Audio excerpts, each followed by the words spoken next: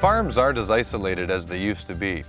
More and more, their neighbors can be people's homes, natural habitats, or other farms with sensitive crops. Farmers have to be good neighbors and responsible environmental stewards, doing everything possible to reduce pesticide drift. One of the easiest ways to prevent a drift issue is through communication with neighbors. Give them a call, post spray records where interested parties can see them, and work with each other to come to a mutually acceptable agreement. Greenhouses might close vents, residential windows can be closed, and neighboring growers can better plan their spray programs and activities. What's around you when you spray? Under certain conditions, small pesticide droplets can drift over large distances.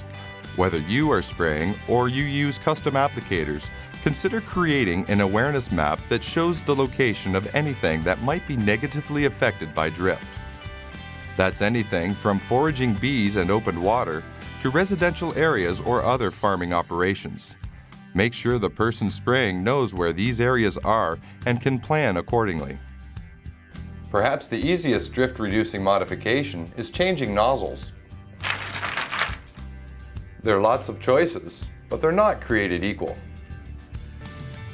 This graph shows the drift potential expressed as a percentage of the drift from an extended range flat fan nozzle.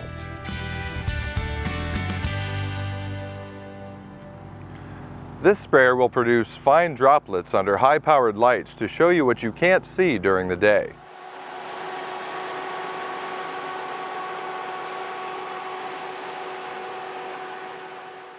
Air induction nozzles have already been widely adopted on boom sprayers. Here's the same sprayer from before, applying a similar rate but using low drift air induction nozzles.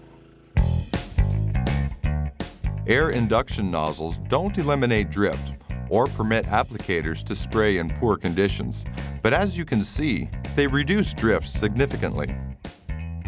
Whether air blast or field sprayer, nozzles should be as close to the target as possible while still within the nozzle manufacturer's guidelines. The further the droplet has to travel to the target, the higher potential there is for evaporation loss. Droplets are also slowed, resulting in the potential of off-target drift. In addition to nozzle choices, modifications can be made to sprayers to keep spray on target. Some modifications include shrouds or deflectors, air assist sleeves, and spray towers, to name a few. Each has benefits and drawbacks. Consider your application equipment and talk to both retailers and growers that have had prior experience, allowing you to decide what's right for your situation. Spraying in ideal conditions isn't always possible, but sprayer adjustments can extend the window a little. And it's important to know when you can safely spray and when you shouldn't spray. Using handheld weather devices, consulting local forecasts, and checking windsocks can tell you a lot.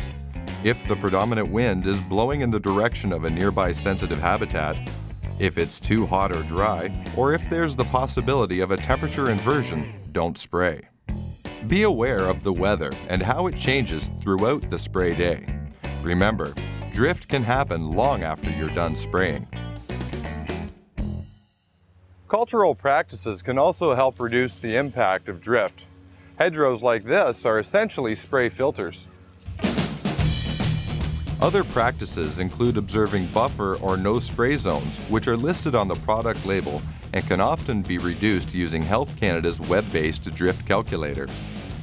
Crop separation, planting, and even the relocation of nearby sensitive areas are sometimes feasible. No amount of drift-reducing equipment will prevent drift entirely. Understanding what causes drift and making educated spray decisions can greatly reduce off-target drift.